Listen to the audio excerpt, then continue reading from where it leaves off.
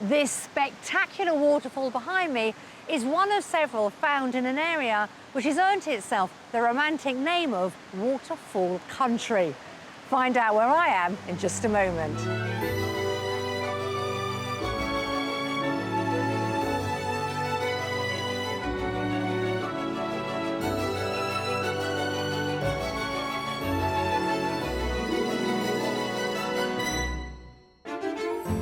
Today's house hunters have lived in the same home for 3 decades, but they're ready for a new country outlook.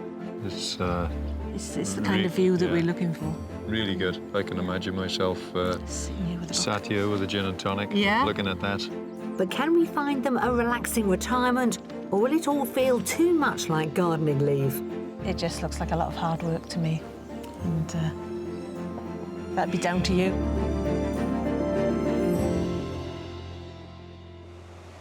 Today I'm in South Wales in an area of the Brecon Beacons National Park known in Welsh as Coed y Rhaeadr, or Wood of Water. Created during successive ice ages over the past 2 million years, it's home to the highest concentration of cascades, caves and gorges to be found anywhere in Britain. Upper Llyn Falls is thought by some to be a mini Niagara Falls and is just one of the dramatic sights that can be found in this part of Wales. South Wales is an unofficial region including the historic Welsh counties of Monmouthshire and Glamorgan, as well as the southern section of Powys. Its northern boundary is generally considered to be the Brecon Beacons mountain range, situated in the centre of a national park with 6 main peaks, including the highest in South Wales.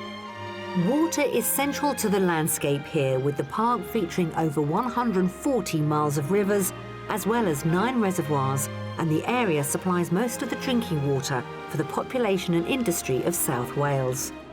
To the south, the 14-mile stretch of the Glamorgan Heritage Coast includes Nash Point, where the lighthouse is Grade 2 listed. Across the region are reminders of the conflict between the Welsh and the Norman lords who attempted to control them. The castle at Abergavenny saw many turbulent times, including the second half of the 12th century, when the Norman lord lured 3 Welsh princes and other leaders to their death under the pretence of inviting them to a Christmas feast. So, from valleys to mountains, castles to coastlines, South Wales is an enticing region for all country escapees. If there's one thing that's a certainty in this part of the world, it's the glorious countryside. But something that definitely isn't constant are the region's house prices, which can fluctuate wildly. In the area around Caerphilly, the average price of a detached home is about £190,000. However, if you head just 20 miles into Monmouthshire, be prepared to pay £120,000 more for the equivalent home. Something I'm sure today's buyers are fully aware of, as they're not moving very far. Builder's daughter Leslie met Peter, who was studying for a building degree, when her brother brought him home to play a well-known property board game. I don't think we played much of the board game, but we did get to know each other a bit better. And the property theme continued after they married, as they went on to build their own home in the city of Newport, South Wales, where they raised their 2 children. Now approaching retirement, Leslie, a nurse, and Peter, a director at a housing association, have gone from their property board game to being bored with their property. We've lived here for 33 years. We really fancy moving just for a change and somewhere with a different outlook. And our children are independent. We just want a little bit of our own time away from the big cities. So, looking for pastures new but not wanting to move too far from their grandchildren in Newport, they've got their eye on a move within South Wales.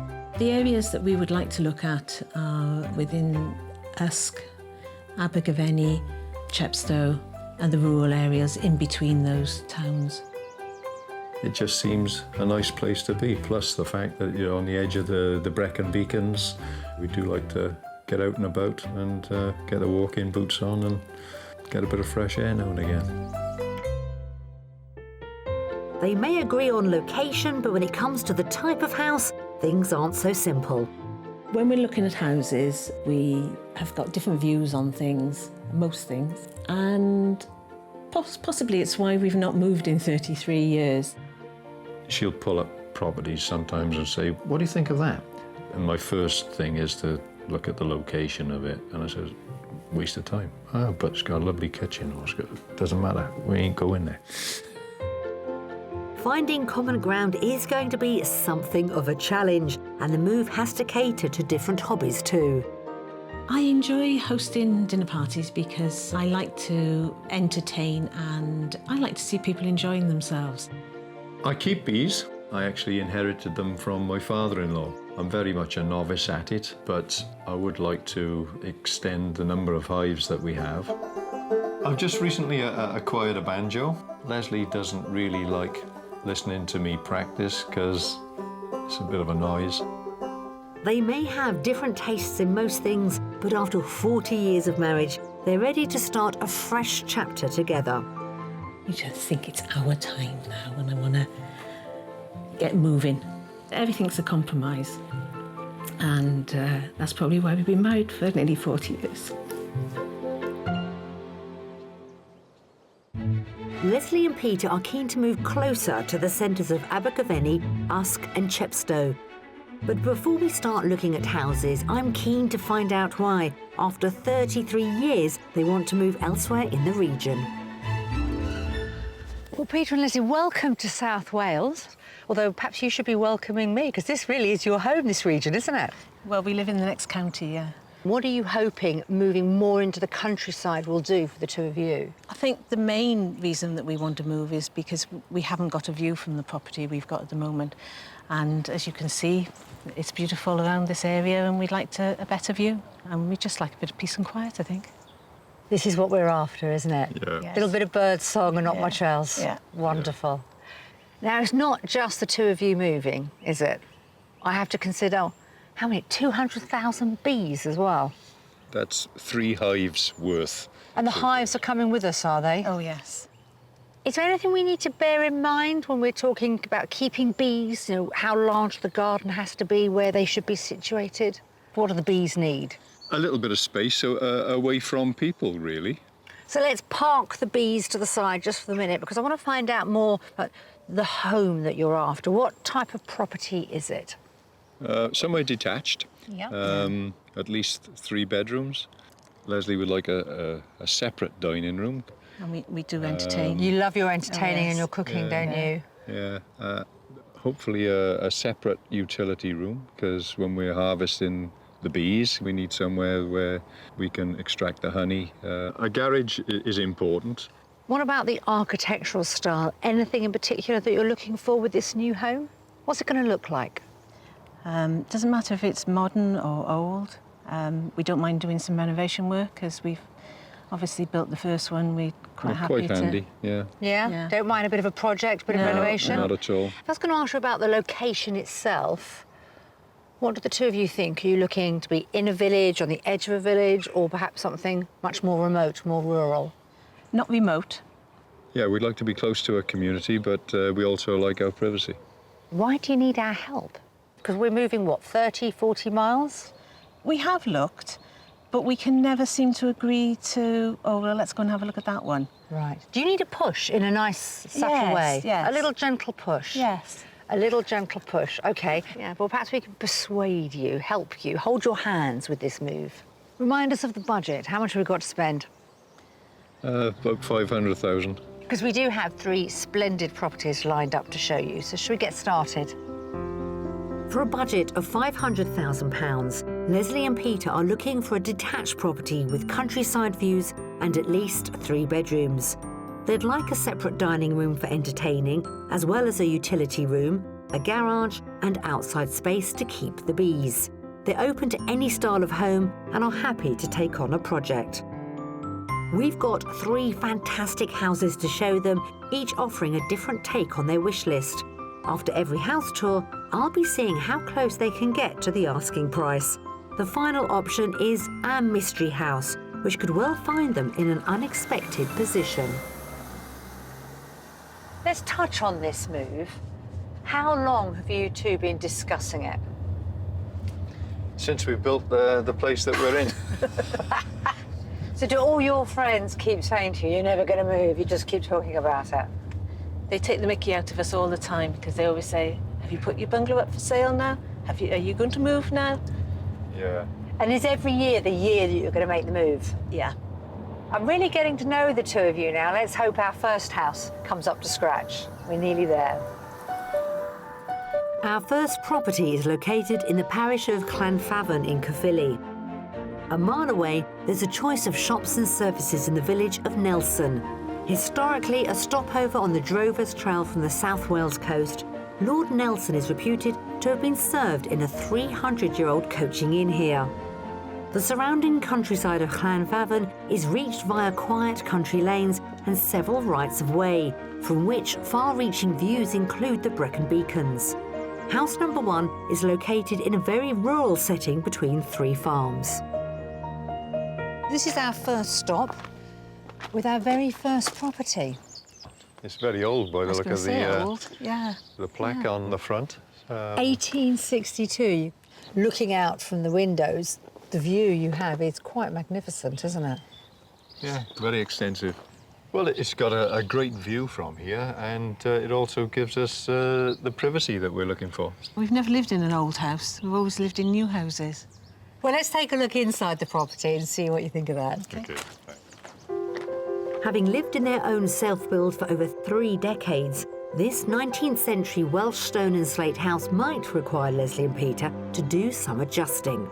But if they want a more rural lifestyle, it's certainly available here, as we start our tour through the back door in the extended part of the home and a large country kitchen. It's a nice size. No, like it. We do like a bit of wood. And you are the chef, you are the cook, you're the person that loves to entertain. Yeah. So not only do you have a large kitchen with this impressive range there, in addition, you've got another room through there. You could call it a snug, you could call it a small dining room, right, if you wanted to convert it. But obviously the kitchen's got this huge dining table in. Uh-huh. Do you like the idea of people dining with you, or do you want to keep them separate? No, I don't like people dining with me. I like to be in my kitchen on my own, making my own mess. That's your own domain, is it? Yes, yes. Well, the good news is you've got a separate utility room there with a downstairs cloakroom. A good start. A good It is start. a good start, yes. Yeah. Good. I'm pleased. Let's see what you make of the sitting room next door. Just mind your head as we step inside a small step. This is the oldest part of the property. This would have been the original building. Uh-huh. It's quite light, isn't it? Yeah. Dual aspect here. Dominated by a huge fire. Yeah, I like the fireplace. It's us, isn't it? That's nice. I like that. I could see us in here. It's And the beams. got a bit of character to the room. I like it. Downstairs is going well. Should we head on upstairs? Yeah. So, a positive response to the layout of the ground floor. And upstairs, the 4-bedroom accommodation gives them one more room than they asked for, all served by a family bathroom, with twin sinks and a roll-top bath. A good-sized guest double sits to the front of the house, and next to this, another bedroom is currently being used as a games area, whilst the smallest guest room is found at the rear and made up as a single. Bedroom number 4 is again at the back of the property and could be Leslie and Peter's master. Nice sized room. Yeah, I like the room. Would have liked an ensuite. Now, What? you could put an ensuite in if you wanted to, because you could actually put it across there. And I don't think the plumbing would be too difficult because of downstairs and the kitchen. Mm-hmm. But most of the time it's just going to be the two of you here anyway, isn't it? Yeah. Yeah, that's right. Yeah. So we should go and just have a quick look outside. Peter, if you wouldn't mind leading the way, thank you. Thank you. So, more space than they asked for inside, as well as the potential to create an ensuite. And outside, there are even more possible projects, with 3 outbuildings, one of which is an older farm dwelling thought to date back to the 18th century. The third of an acre plot includes a grass paddock and garden with some mature shrubs and trees. But I know Peter is planning on extending his hive collection, so I wonder, will this be enough for him? So from a beekeeping point of view, is this enough land? Yeah, plenty, yeah. actually. Yeah, Nice little It'd be, space there pretty in the good. corner. It is what one would call low maintenance. all you really need to do is prune back some of the hedges and the trees and the shrubs and mow the lawn, and that really is about it. Yeah. Yeah, that's fine. That's fun. Yeah. Standing on this elevated section, you really do get to see that spectacular view. Oh, yeah. It's the kind of view that we're looking for. Really good. I can imagine myself Sitting here with a book. sat here with a gin and tonic, looking at that. Well, what are we thinking when it comes to guess the price of our first property? I think it's probably on the market for $450. OK. I'd go lower than that. What would you say, Peter? $420. OK. Well, in actual fact, Leslie, you're the closest. The asking price is £445,000. So 55 under your top budget. Well, now you know the price. Why don't you take another look around on your own this time? And when you're ready, I'll come and find you. OK, Thanks, guys. Thanks very much.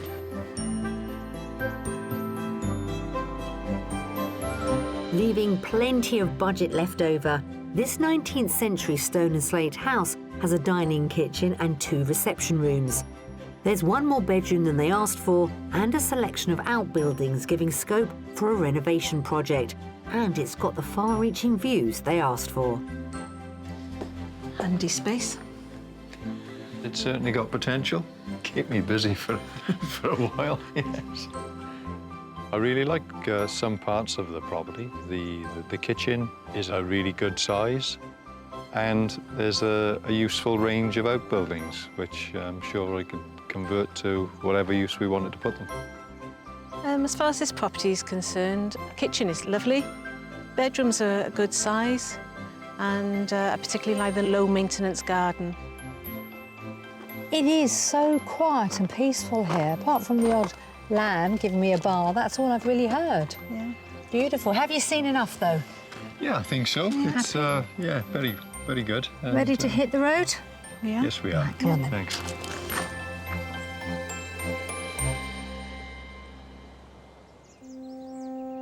From Chepstow to Caerphilly, Cardiff to Kidwelly, South Wales's historic castles are a reminder of the Norman barons who conquered the region.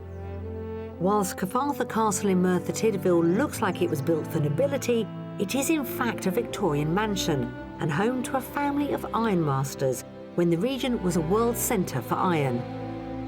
Now a museum and art gallery, it's the site of a workshop for an ancient Welsh folk instrument, the pibgorn. We're sending keen musician Peter along with Leslie to find out more from Gaffin Morgan, who has been making these hornpipes for the past 7 years. So, how far back in history does it go? Well, the earliest written evidence back in history was the 10th century in the laws of Hywel, who was an old Welsh king. And this was one of the instruments that was played in the royal courts. It was played from shepherds on the hilltops, so it was a widely used instrument at the time.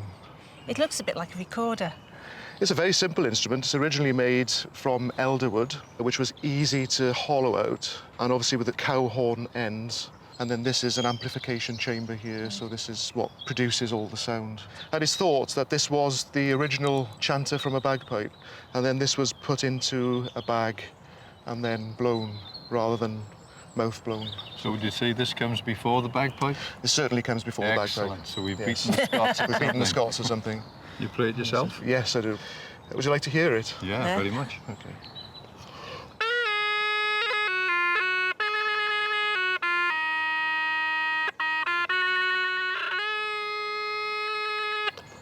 I don't recognise that Quite tune. a primitive sounding. It's bagpipey, isn't it? It is a bagpipe. It's very similar to a bagpipe chanter, chanter. Yes, yeah. it is. It is. Falling out of favour for centuries, a recent revival in folk music has seen demand for the instrument increase, not only in Wales but around the world. It's now possible to find pibgorns being produced again in the traditional way, but Gaffin is putting a very different 21st century spin on things, turning computer files into solid parts with a 3D printer. What do you actually make it out of? Well, this particular material is called PLA, which is vegetable starch, so it is biodegradable. It looks like a plastic to me. It's a plastic, yes. Will this machine actually make all of the pibcorn? It can do, yes, but this could take about 4 hours. One of my aims of doing this is to make it more available for people to get these instruments. This high-tech method also makes the pipgorn more stable, producing a predictable pitch that means it can be played with other musicians. But whilst technology does most of the work, it's all finished by hand, including sanding the reed to give a flattened surface. How's that? Is that enough? That looks great. What we do next is add on the reed tongue itself, and we end up with a finished reed here, which makes a sound. And how does that fit in to the So pipcorn? what we could do is take the mouthpiece off, and I just drop the reed into the mouthpiece, pop it all together, and It's great to see a once dwindling instrument has been revived through modern production methods. But can we find anything to blow our own horn about as we return to the property search in South Wales?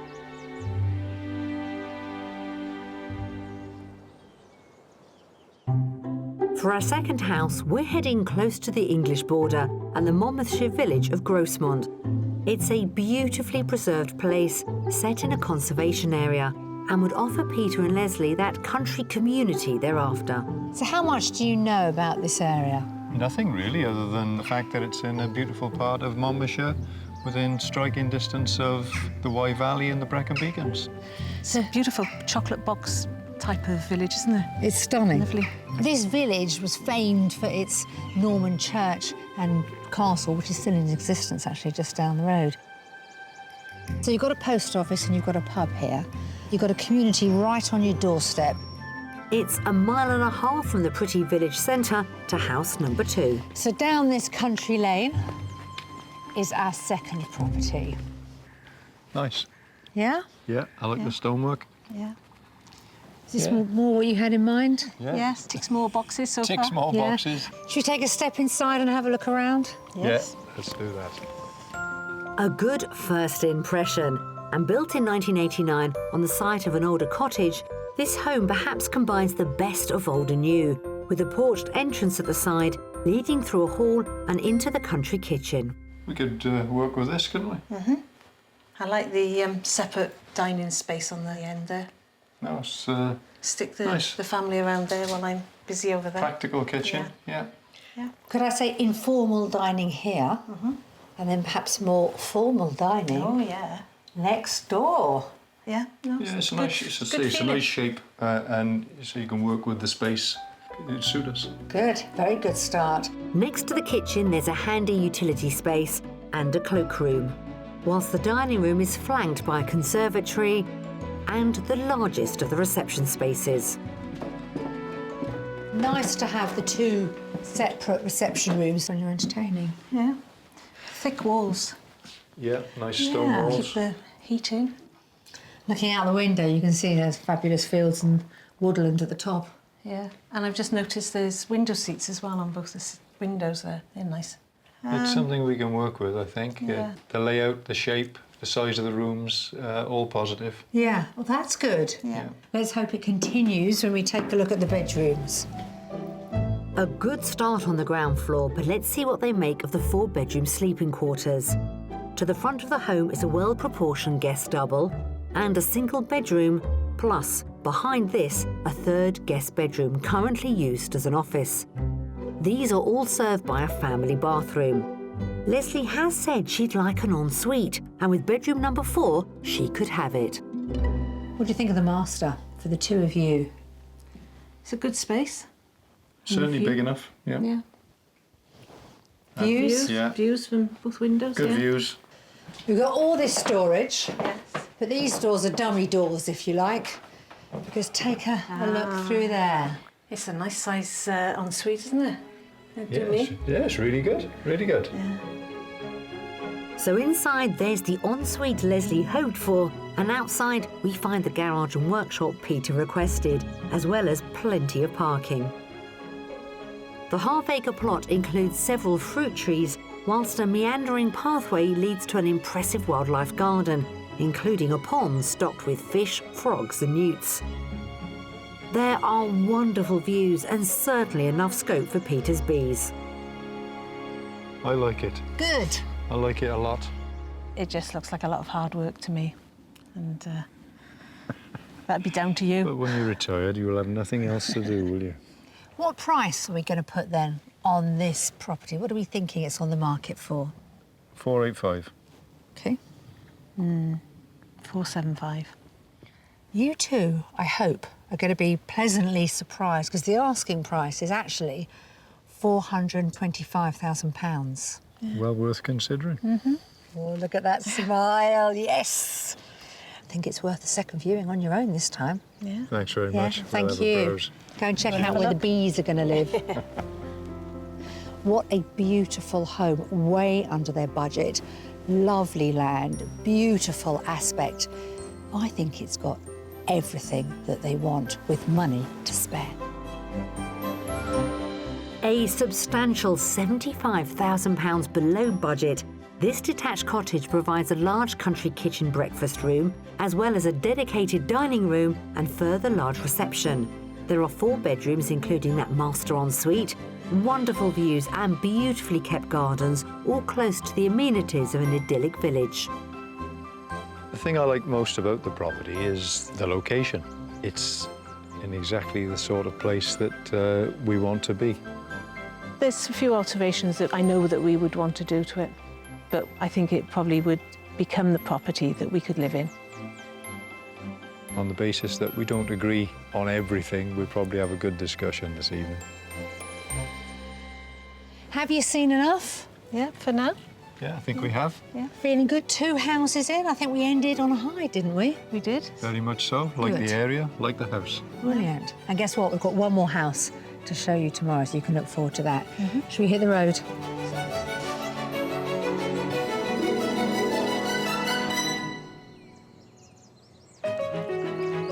I'm in beautiful South Wales, helping Peter and Leslie leave the urban surroundings of Newport for a more rural lifestyle. We've already shown them 2 terrific options for their budget of £500,000, but the mystery house is still to come, which has curious curb appeal. Now this, I think, is... Perfect. Plus, I'm toasting the return of whisky to Wales. Are we allowed to say cheers? Yes, in Welsh, it would be Iechyd da. Iechyd da. Iechyd da. I'm going to savour this. Staying in the same house and community for over 33 years is making life tricky, I feel, for Peter and Leslie to move on, as they're constantly drawn back to what they know. Now, our second house yesterday, close to the edge of a village, evoked some positive reactions. But I'm hoping today's mystery house will really push the boundaries when it comes to countryside living, while still being a walker's paradise. We've driven quite a bit around this region, haven't we? And I'm glad we're taking you to parts of South Wales that you don't know that well.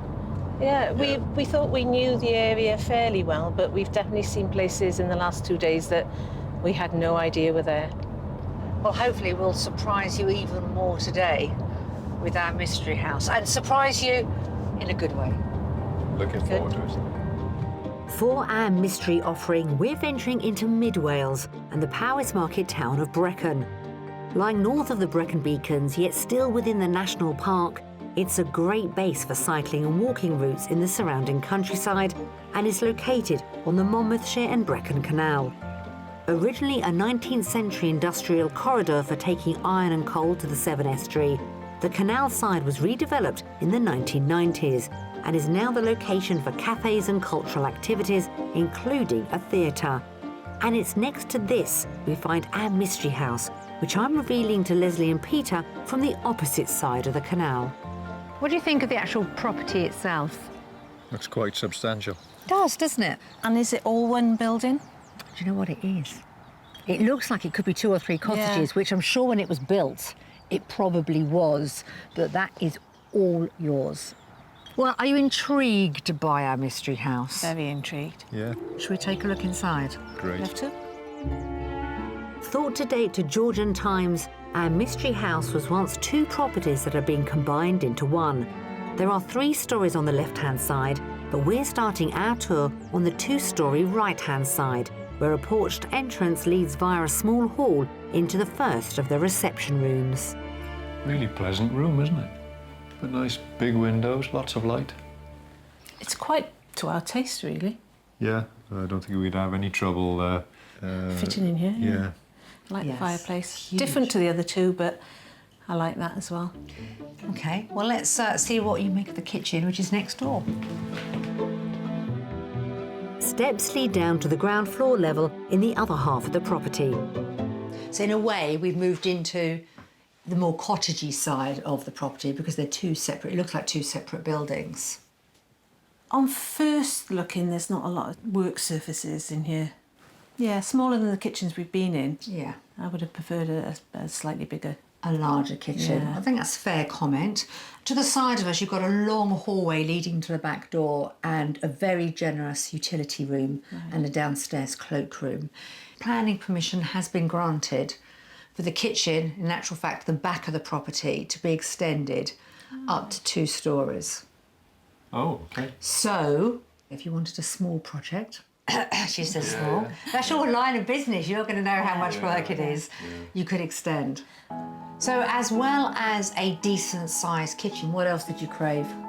A separate dining room. Well, your wish is my command, Peter, if you wouldn't mind leading the way back through. Thank you. The mystery property might not currently provide that large ready-made kitchen, but as they're open to a project, perhaps they could rework it. Retracing our steps back to the opposite end of the home, we find that all-important dining space. Leslie, I'm going to be looking at you as you walk into this room. Yes, that's perfect. Looks like a proper dining room, doesn't it? Yeah. It's light and airy. Yeah. No, it's a lovely room. I particularly like that The built-in cupboard. built-in cupboards, yes. I've got quite a collection of glasses and coffee cans, so my collections would be able to go in there. Yeah. So the house itself is working. Let's head upstairs. Leslie and Peter like the style, proportions and potential on offer on the ground floor.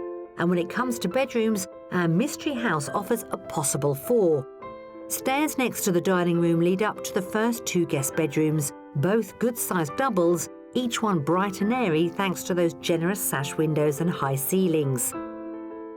These are served by a family bathroom, providing freestanding bath and separate shower cubicle. Then, in the 3-storey section of the home is a double bedroom featuring sash windows as well as an ensuite shower room. Peter and Leslie could choose this as their master, but there's also a room upstairs on the top floor, currently used as a reception room and offering the potential to be bedroom number 4. Is this a surprise?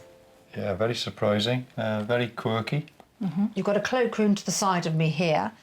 So if you had guests coming to stay, they could actually have their own part of the house. Yeah. How much do you think we could charge them for that? Actually, I would have said that this would have been the master bedroom. Yeah, you fancy this? Yeah. Yeah. Like this. Oh, very good. Yeah. Love this room.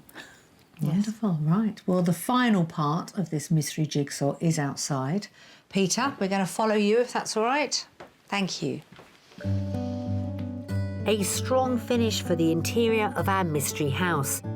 And outside, there's a detached double garage, which also offers first-floor accommodation that's currently used as an office. It comes with planning permission to be converted into a self-contained annex. The south-facing walled garden provides seclusion with a feature pond and raised beds. As it's laid largely to lawn, I'm hoping it will suit Leslie's wish for easy maintenance. Now this, I think, Is perfect. Oh. This is the right size garden with the right amount of flowers and beds, and I do like this garden. Yeah, I like it as well. Super. It was your dream, wasn't it, to have a walled garden? The house has got so many aspects to it Yeah. that, lots of possibilities. The property itself, I think we like. Yeah. Do you? Yes. Yeah. Wonder how close we're getting. Well, let's see how much we think it's worth, because we've come to that final time. We've got to try and put a price on the mystery house. I think it's probably near our budget. I think it's probably 495. OK? I'm in the same ballpark, I think. 485,000. Leslie, you're in the wrong business. You're so good at guessing prices. It's actually on the market for £495,000. And it's gone on the market literally a couple of weeks ago. So now you know the price. I think you need another time to go round on your own. Be my guest. Thank you. Thank you. Thanks. Sitting at the top of their budget, our canal-side mystery house comes with Leslie's requested dining room and a further large reception. There are 3 double bedrooms, including one with an ensuite, with the option of a 4th. Plus, there's a double garage and a low-maintenance walled garden. I think the property is really, really good. You know, the first view of the property, very picturesque on the side of the canal. I could see myself living in the property. It's definitely given us plenty to think about. Particularly like this room, which is the dining room, which was one of my priorities. And I particularly like the garden, the low-maintenance garden, but plenty of space. Haven't made up our mind on any of the properties yet, but would really, you know, need to sit down with Leslie and have a good chat about it. I can't read those faces. Do we love? Do we like? Do we have a sale? It's going to be pretty close. Oh, come on.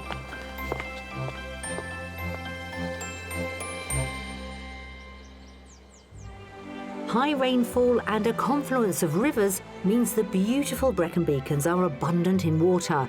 And now this natural resource is aiding the production of a drink, literally named Water of Life, whisky. Wales once boasted several pot stills until the temperance movement saw the last one close down at the end of the 19th century. But whisky is making a return in one Brecon village. To find out why, I'm meeting the brand director of the Penderyn Distillery, Sian Whitelock. So what's so unique about this area when it comes to producing whisky?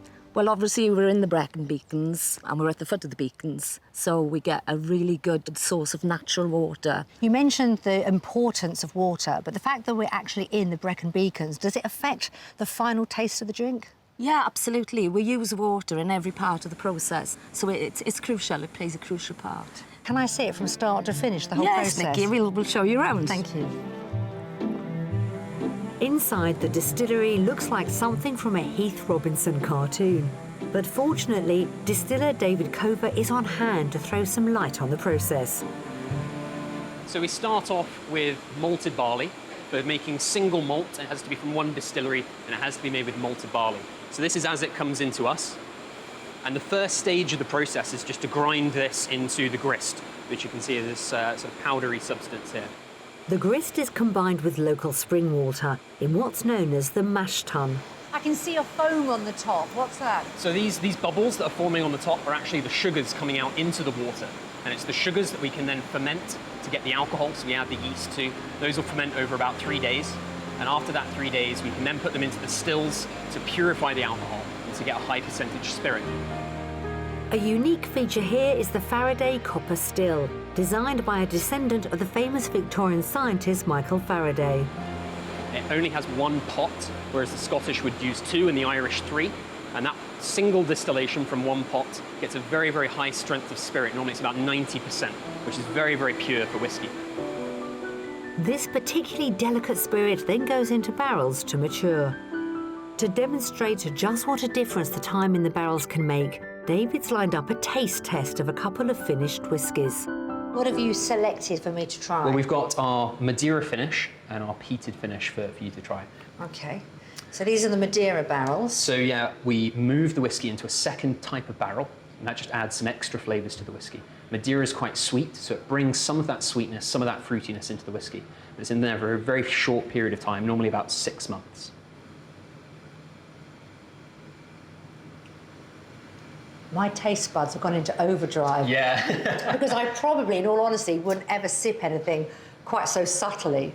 It's very subtle. I think so, yeah. It's not overpowering at all. I'm enjoying it. So, my peat whiskey. So this is the peated whiskey. You can see it's a little bit of a lighter colour. Yes, it is. But you do get some of the smoky flavour coming from these barrels. We've actually bought these from Scotland. So what was in the barrels before? Peated whiskey. And we'll mature the whiskey in those barrels normally for about 3 months. It just brings some of the smokiness, a little bit of the smokiness, without being too intense. Right.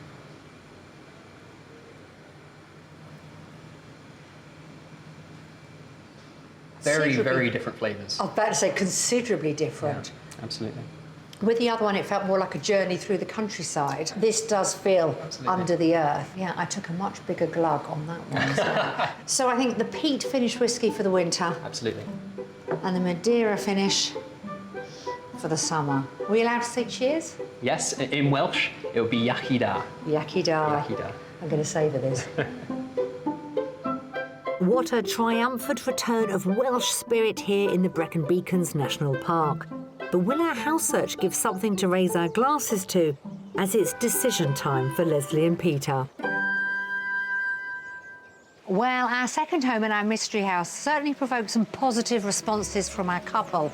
But are they actually going to make a move? Let's find out.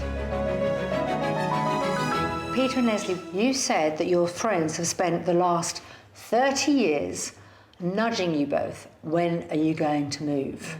You've asked for our help. Peter, have we got you any closer? With that second property, you really liked it, didn't you? It was really the location that I loved. So, yeah, I did like it. It's certainly not a contender. And then, of course, the mystery house. Now, you weren't expecting that at all, were you? No, no. The house itself was pretty perfect, just the location wasn't right. Yeah. If we could pick that house up and move it to Monmouthshire, would it be perfect? It would have. Really? Yeah. I don't think you two are picky, is the honest truth. Your wish list isn't that extensive. I think it's actually making the move, it's making the jump that's preventing you from doing it. Does that sound right? This is just the nudge, I think, that will get us to go and have a look at a lot more properties. I wonder if the answer is to build your own home. With your expertise, you've got the knowledge, you've done it before.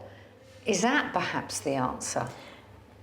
If we could find the building plot in the right location, that would be ideal for us. Well, I hope we've energised you into continuing this search for the perfect home. We do wish you all the best, and let us know how you get on. And if you build your own, I want to see the finished piece. Okay, Certainly it's a deal. But thank you so much. All the best for the future. Thank you very much. So there we have it. We didn't secure a house sale, but I think we've certainly got the ball rolling in the right direction. And let's face it, after a lifetime in one property, it's always going to be tricky to cut those ties. But I think we're leaving Peter and Leslie with a better understanding of what they actually want from their next home. My money's on them actually building it themselves. So that's it from us from South Wales, and I'll see you again soon on Escape to the Country. If you would like to escape to the country in Wales, Scotland, England or Northern Ireland and need our help, you can apply online at bbc.co.uk/be on a show.